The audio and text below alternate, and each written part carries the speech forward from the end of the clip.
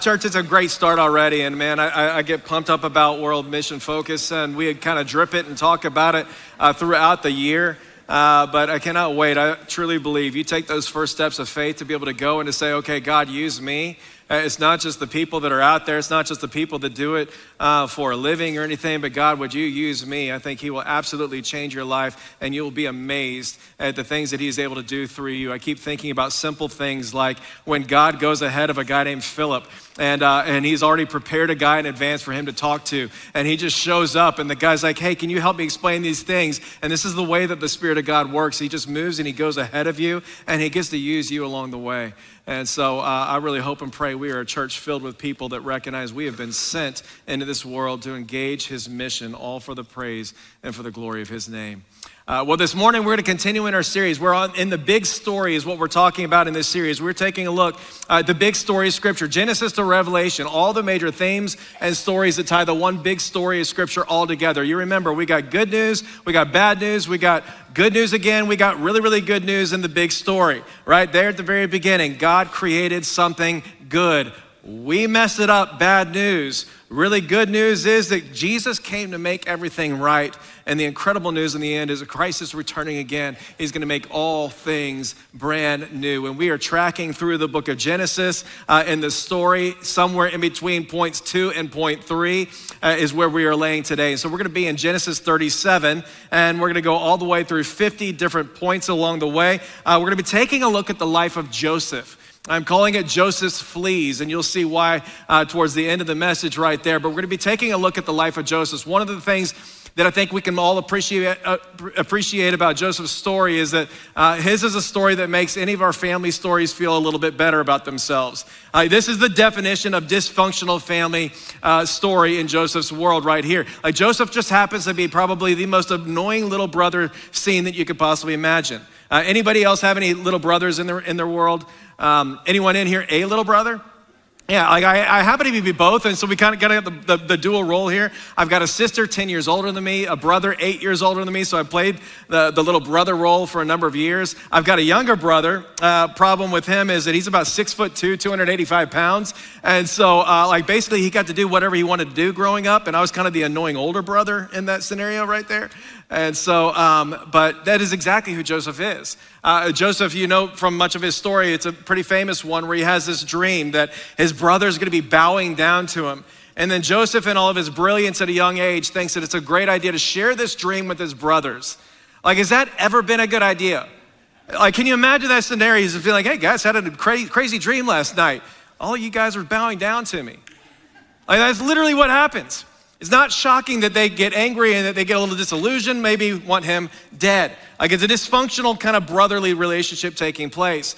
His father, Jacob, is not very helpful either. He's a father that plays a lot of favorites. And in fact, we actually read in the text that Jacob loved Joseph more than any of his other sons because he had been born to him in his old age. And so guess what he does? He makes an ornate robe for him. Guys, when is your dad ever knit anything together? Never.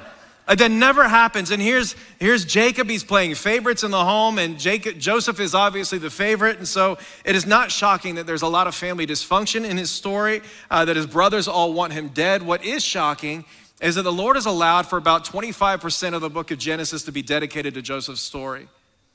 And the reason that there is so much time designated to his story is that this is basically God showing us how radically committed he is to his people and to his promises, especially in seasons of pain and grief and intense times of suffering. And so this is where Joseph's story is going to really connect with a lot of us, because many of us know how debilitating pain and grief can actually be. In fact, I was reminded of the famous Ted Turner story. Many of you guys remember Ted Turner, the famous atheist CEO, founder of CNN, TBS network, Atlanta Braves, very outspoken atheist. And what's interesting about his story is he was actually raised as a very faithful Baptist, he says, until well into his teenage years. But it was in his teenage years that his 12-year-old sister developed lupus. And he says their entire family walked through the pain and the trauma of what it is to have a sister and a daughter that is experiencing such intense pain and trauma they didn't know what to do with it. And he says that as faithful Baptists, they came together, they prayed. They kept asking God, bring healing and all of these different kinds of things, and yet God didn't choose to take it away. And so his dad said, well, if that's the kind of God that he is, then guess what? I'm out on this thing. And at 53 years old, he shot himself and ended his life. Ted Turner comes and he says, yeah, I've been out on God ever since in my life. Shortly after college, had another friend that was doing a ministry life with. We were coming out of college. He's going and he's traveling the country as a missionary, and he's doing all these things where he's going and working in the outskirts of cities with homeless people, dealing with severe addiction and sickness and disease and all these things. And he's traveling all around the country. And quite honestly, the pain and the trauma of so much brokenness all around the world made him so disillusioned that he ends up walking away from the faith about 2 years later. And he basically said, I don't know how to explain how a good and how a loving God would allow so much pain and allow so much evil to continue to persist in the world. And he just walked away altogether. Remember Frank Turek saying it really well like this. He said, when thousands of people die, it's headline news to most people.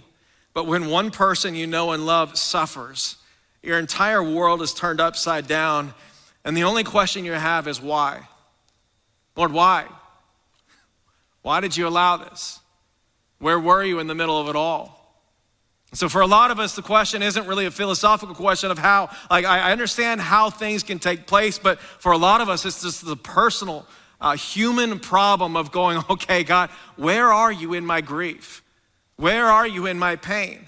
Where are you in the middle of this debilitating situation that makes no sense? And do you even care about the things that I'm going through? Like my friend this past week just found out he's diagnosed with Parkinson's disease, young man my age.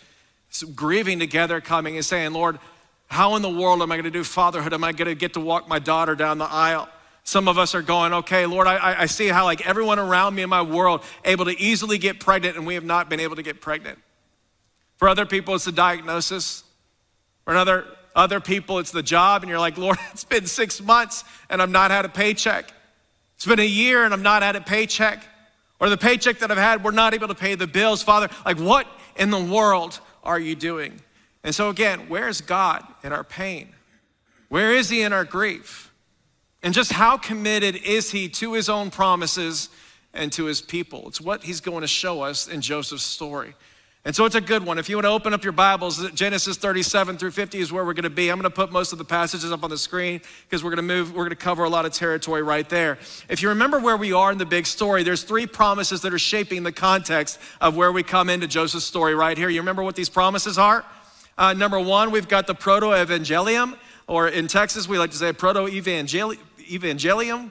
This is the first gospel. That's the first gospel good news promise in Genesis 3:15, where God comes and sin has come into the world. He says to Satan immediately right there, I'm going to produce an heir of Eve. There's going to be an heir of Eve. He's going to crush Satan's head and put you away forever.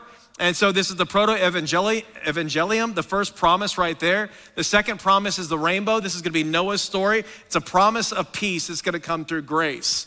And a great way to think about it, remember the war bow in the sky? That's the word used for it. Before we even knew what rainbows were, it's like a bow and arrow. Yet it's not pointing down towards the earth, it's pointing up towards the heaven. Why? Because it's symbolizing that there's going to be peace that comes through grace, and that arrow is going to be taken upon himself. And so 2 promises right there, and then the third one obviously is with Abraham's covenant. And we talked about this one last week. This is Genesis 12 and 15 right there. God promises him what? 3 things: land, people, and blessing. And he says, through you, all the nations in this world will be blessed. And of course, we talked about how that is going to be perfectly fulfilled in the life, death, and resurrection of Jesus Christ. And so God is faithful to his promises. And this is where we're picking it up here in Joseph's story. He is faithful to his promises, and we're going to see how faithful he actually is. God is faithful to Abraham. 30 years after the promise, they have been waiting patiently for God to come and to bring an heir to Abram and to Sarah, and he does it. 30 years later, he provides Isaac. We've got a little family tree right here. And so Isaac is finally born about 30 years later. Isaac marries Rebekah. They wait about 40 years. 40 years old, he comes in. They have 2 sons, Jacob and Esau. The line continues through Jacob. Jacob has 12 sons. You see them right over there. And Joseph is the youngest of these brothers right there. So he's coming in, and this is Joseph's story right there. We mentioned at the very beginning, his story doesn't begin very well. Chapter 37, his brothers are trying to kill him, right? The jealousy, the rage, the favoritism, and all these things have become so annoying, so heavy for the brothers. They're trying to kill him. He's got two brothers, Reuben and Judah, that step in and they say, hey, we probably don't need to kill our brother. However, we can't just sell him into slavery. And it's this horrific decision. These brothers come and they're like, okay, we're gonna preserve his life. Nevertheless, we are gonna sell him. They come back to their father, Jacob, and they tell him, they tell him that he's dead. They tell him that he's been killed and eaten by wild animals. And yet we pick it up in chapter 39, verse 1, and we find out, he is still alive. In chapter 39, verse 1, we learn that Joseph has been taken from Egypt, sold as a slave to a guy named Potiphar, who was a captain in Pharaoh's army. And starting here in chapter 39 is where we're gonna see a lot of the repetition that comes and really begins to shape Joseph's story. And we begin to see again how faithful God is to his people and to his promises. And so we pick it up in verse 2, and you can read along with me right here. The Lord was with Joseph so that he prospered, and he lived in the house of his Egyptian master. When his master saw that the Lord was with him and that the Lord gave him success in everything he did, Joseph found favor in his eyes and became his attendant. Potiphar put him in charge of his household, and he entrusted to his care everything that he owned. From the time he put him in charge of his household and all that he owned, the Lord blessed the household of the Egyptian because of Joseph. The blessing of the Lord was on everything Potiphar had, both in the house and in his field. Verse 6 and 7, we continue to read about Mrs. Potiphar. She comes into the scene, tries to seduce Joseph. We actually read in verse 6 that he's well-built, very handsome man. She tries to seduce him. Joseph doesn't want anything to do with it. He runs and he flees. That doesn't make Mrs. Potiphar very happy. And so she makes up these accusations that he's tried to rape her and has him thrown innocently into prison. And we read about that. Typically, this is gonna be a thing that's gonna be a very bad thing for Joseph to be tossed into prison. But we read in verse 20 that while Joseph was there in prison, the Lord was still with him. He showed him kindness. He granted him favor in the eyes of the prison warden. And so the warden put Joseph in charge of all those held in the prison, and he was made responsible for all that was done there. The warden paid no attention to anything under Joseph's care. Why? Because the Lord was with Joseph and he gave him success in whatever he did. Are you seeing the theme play out in Joseph's life? 4 times it gets repeated here in this text, that even though he's abandoned by his family, even though he's sold into slavery, even though he was unjustly thrown into a prison, that God is still with him every step of the way. That our God never left him. That our God never abandoned him, he never forsaken him, but instead he chose to remain with him through every single tear that was shed, and every why, God, oh why, agonizing prayer that he might have prayed. Why? Because our God is the with us God who has promised to be with us from the very beginning. And I love this very simple thing that we come back to on a regular basis, because this is God coming and making a promise and saying, hey, you will never have to walk through pain alone. And this is the beauty of Joseph's story, that in the middle of debilitating circumstances, left and right, all throughout his story, that God has never left him and he never has to walk through that pain alone. In fact, this past week, I was watching a fascinating show with Caleb and Kat called Limitless. It was on the Disney Channel with Chris Hemsworth, better known as Thor in our household. I don't know if you guys have seen this show at all or not. It's a fascinating one. And he's basically asking the question, he's looking for science-backed ways to live longer, stronger, and healthier lives by pushing your mind and body to the limits, hence limitless. And you know Thor, he's kind of he's a man's man. The guy can go out and do all kinds of things. And it's a fascinating thing to kind of say, okay, how far can I push the limits?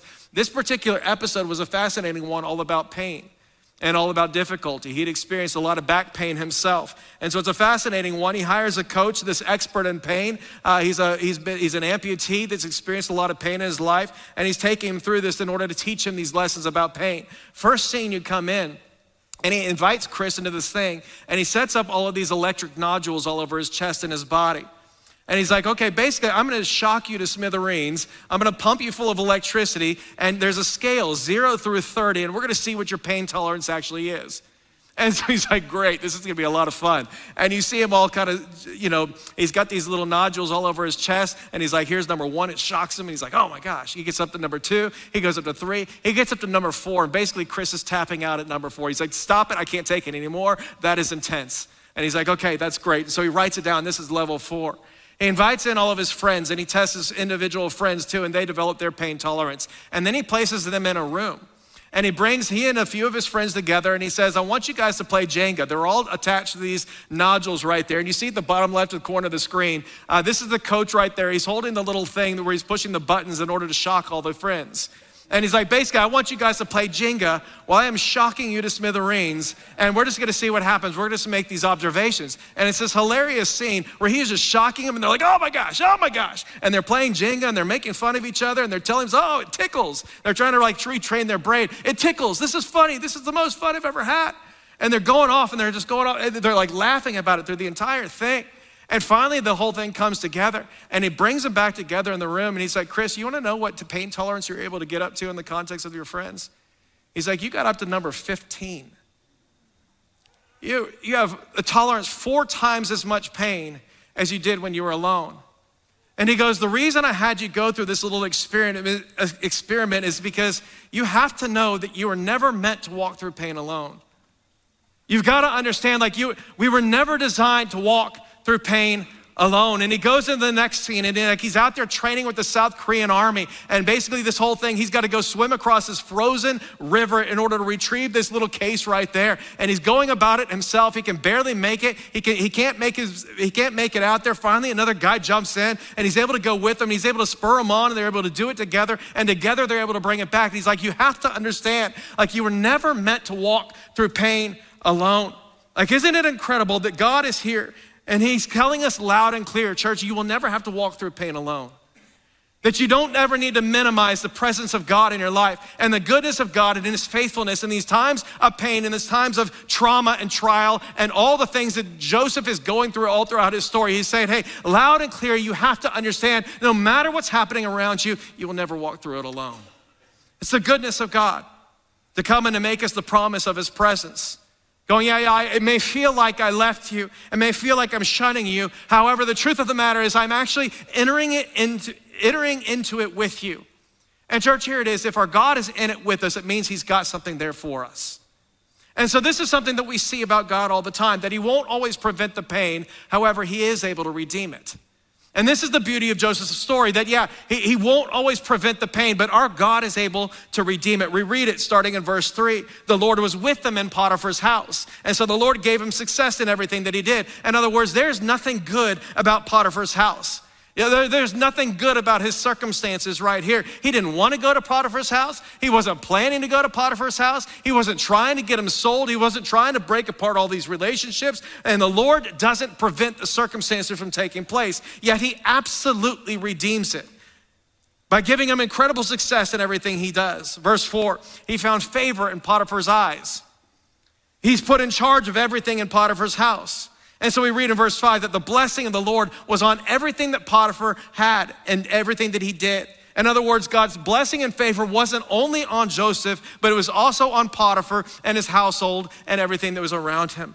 And so there's a couple things we need to understand about how he redeems and the blessing of what it means to have a God who is with us from the very beginning. A God who's never gonna leave us, a God who's never gonna forsake us, a God who doesn't always prevent the pain and the suffering, yet he does redeem it. This is the blessing. Number one is that his presence is able to take a place of pain and turn it into a place of purpose.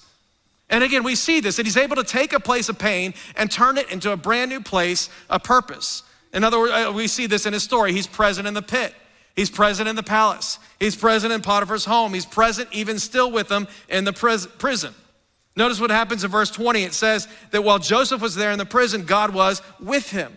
He showed him his kindness, granted him favor in the eyes of the prison warden. Here's this. So the warden put Joseph in charge of all that he held in the prison, and he was made responsible for all that he had done there. In other words, he's giving him a brand new job.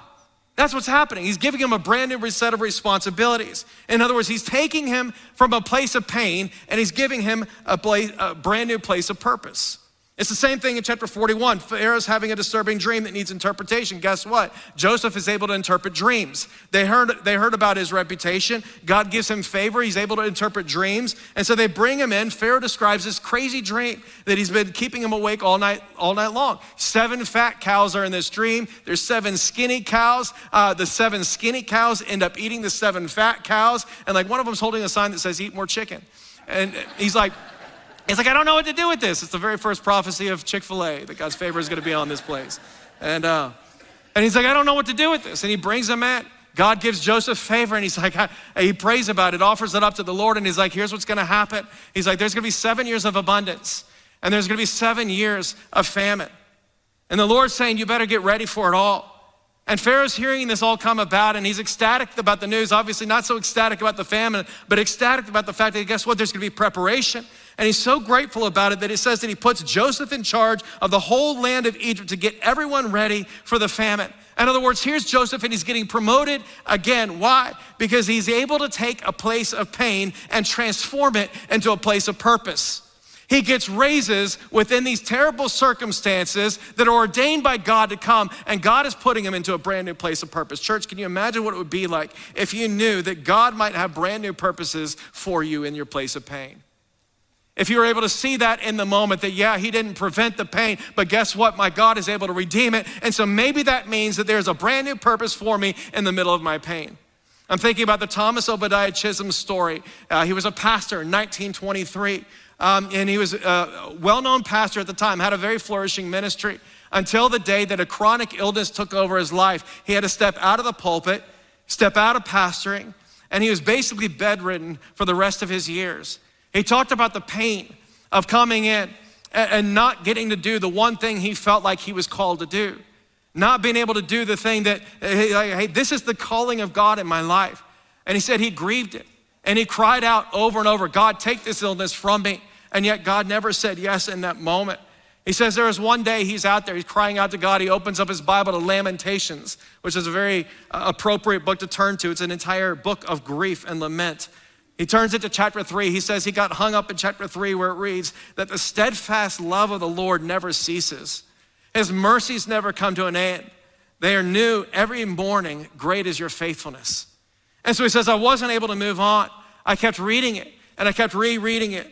He says, I was moved to tears and it was there while I was confined to my home and unable to pastor and unable to preach anymore, that the Lord gave me a brand new purpose as I started to write down the following words.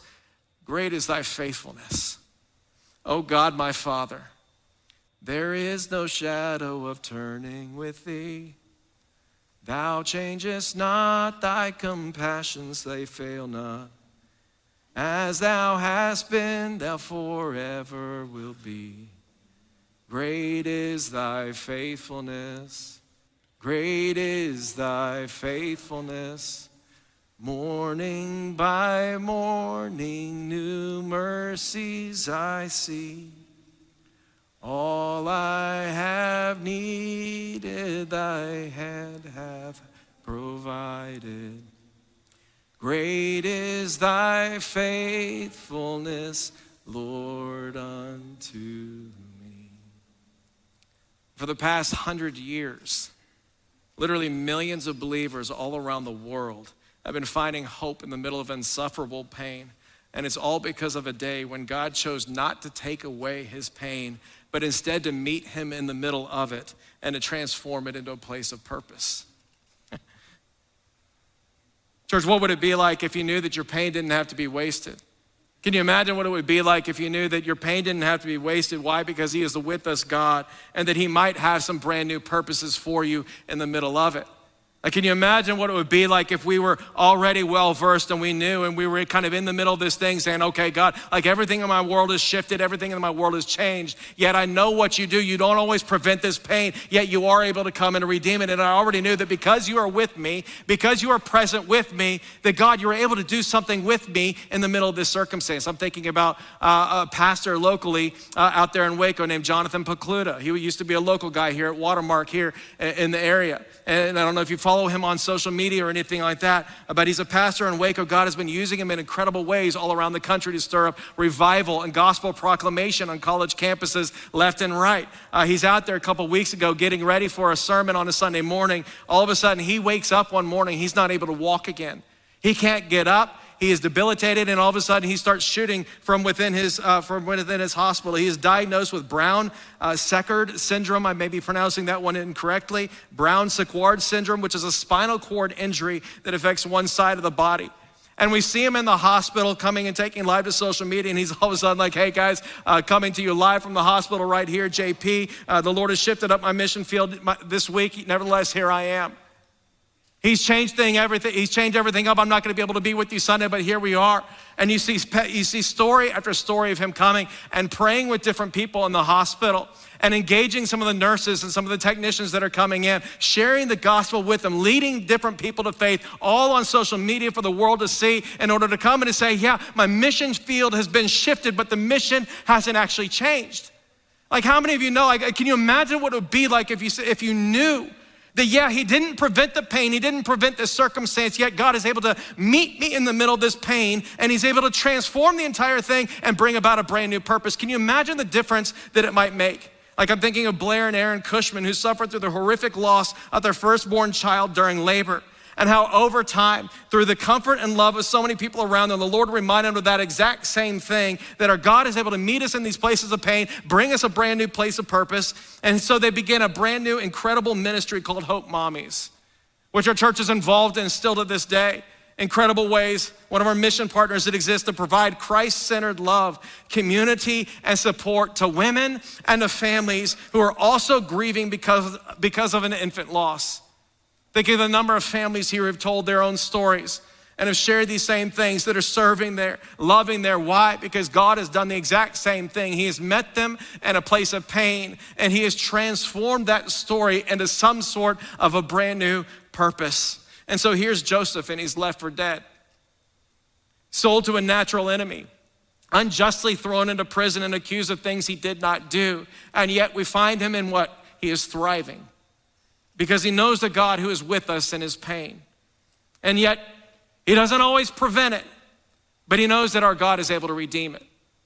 And so we find him walking with God. We see a God who's faithful to keep his promises, a God who's promised Abraham long before Joseph came on the scene and said, I'm gonna do this through you, land, people, and blessing. This is what I'm gonna accomplish through your life. God faithfully committed to his promises, continuing through Joseph coming and saying, I know you're in prison, I know you're in the palace, I know you're in the pit, no matter what it may be, I am going to be with you, and I am the God who is able to redeem. And so the story continues. And we read 10 years later in chapter 45, the famine's here. And because of what God was doing in Joseph, Egypt is the only place that was ready for it. And he met them in there and got Egypt all prepared. Potiphar puts him in charge, says, I want you to run this program right here and make sure that we're gonna be a people that have everything well provided for. And so that things are happening. The famine's out there. Egypt is well prepared for. People all around are coming to Egypt for resources. Jacob ends up sending his sons, Joseph's brothers, over to Egypt to buy some food. And of course, we read in the text that as soon as they get there, Joseph recognizes his brothers, yet his brothers don't recognize him. They think he's long gone.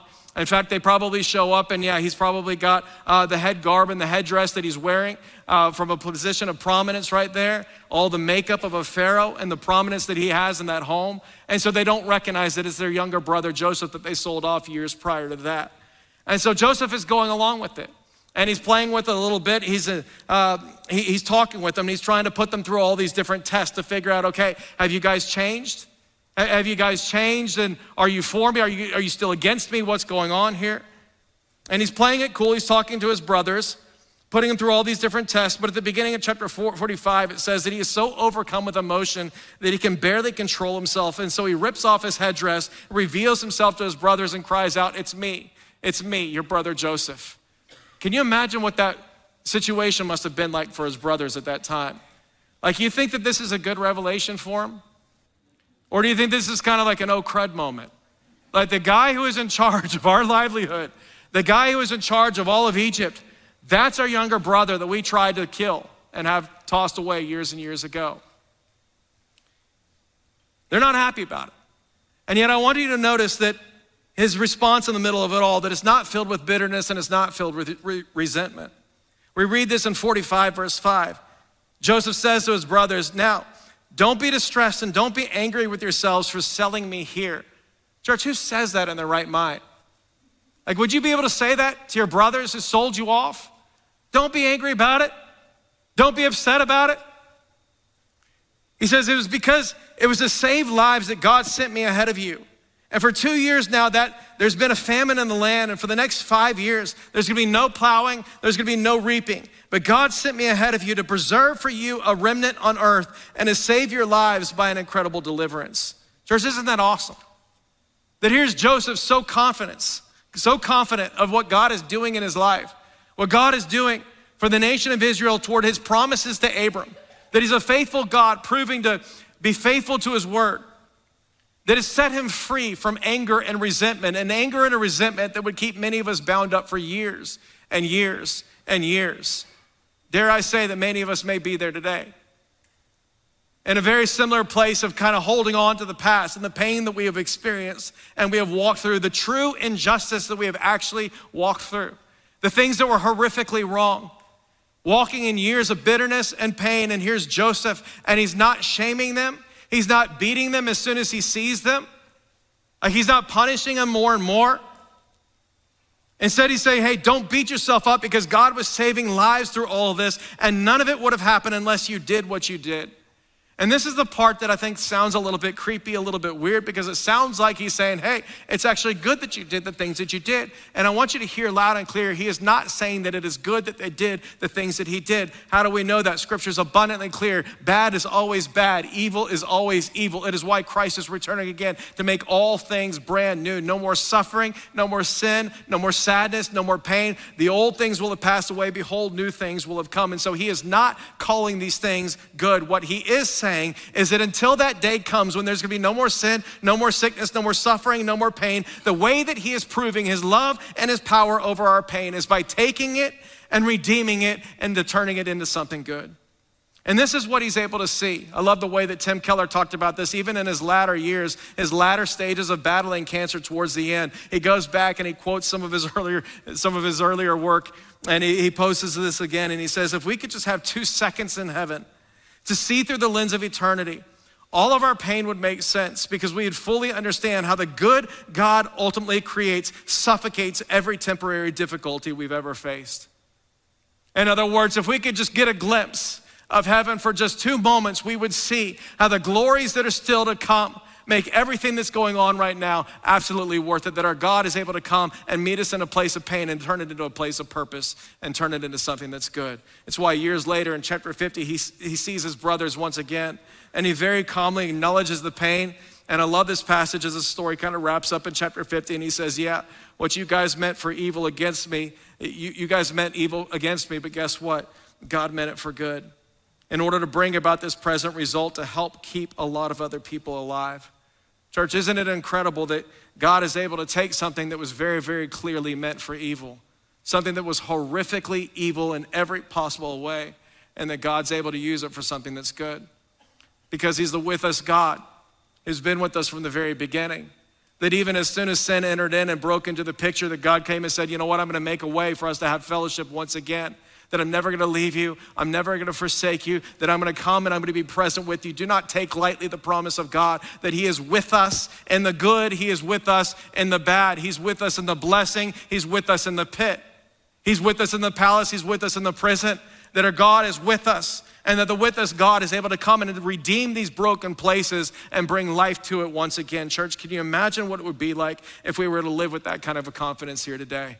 If we were able to go into the next season, whatever that may be, maybe you're in it here today, maybe it's coming next week, maybe it's coming next year, and that we were well prepared for it, already knowing that this is what God does. He is coming once again to make all things brand new. Until that time comes, yeah, he may not prevent it always, yet he does prevent it all the time. If we could see in heaven and understand all the ways that he was moving and working, we would be able to understand he has been preventing it left and right. We are not walking in the fullness of the sin and the brokenness that we could be walking in here today, that he's preventing it all the time. Yet in those cases where he allows it, that our God is able to come and to redeem the pain. Can you imagine what it would be like if we were able to walk in that kind of a confidence today? 23 years he is walking with this pain. 23 years being abandoned by his brother, wondering where dad is, not able to talk with them or have any relationship with them. 23 years of struggle, 23 years of questioning, Lord, what in the world are you doing? And for it to all to come together, Joseph being at a place of complete peace, no anger, no resentment, no bitterness, but complete forgiveness and grace to his brothers. Because he's learned, I was never walking alone. I was never walking alone, that he is the with us God who is always redeeming and repurposing and turning all that pain into something good. Thinking about the Corrie ten Boom story. If you're familiar with Corrie ten Boom, a very famous hero of the faith, she was a Dutch Christian who helped Jews escape Nazi Germany until she was captured herself and thrown into a Nazi concentration camp herself. She writes about her experiences, and she describes the humiliating experience, the daily torture, the ridicule, all the hunger, all kinds of filth in the concentration camp. In fact, she describes the barracks, and she says that the barracks were so filthy and so infested with fleas that at the end of the day, when we were desperately trying to get even a few hours of sleep, she says we weren't able to do it because we were being eaten alive by the fleas. And yet she writes that somehow my sister still managed to thank God for everything, even the fleas. And of course, Corrie never really understood that part of it. She's like, every time her sister would pray, she'd pray and say, okay, God, thank you even for the fleas. She would think to herself, there's no way in the world that I'd ever be able to thank God for the fleas. But she continues and writes about it, and she says, one day, a few of us were secretly meeting in our barracks for a worship service with a Bible that was smuggled in and that we kept hidden. And it occurred to me that the guards never inspected our barracks, because if they had, they would have easily found the Bible, tortured us even more, and probably even killed us. And she goes, that's when I realized why. That the facilities were so filthy, so infested by the fleas, that no one wanted to go in there.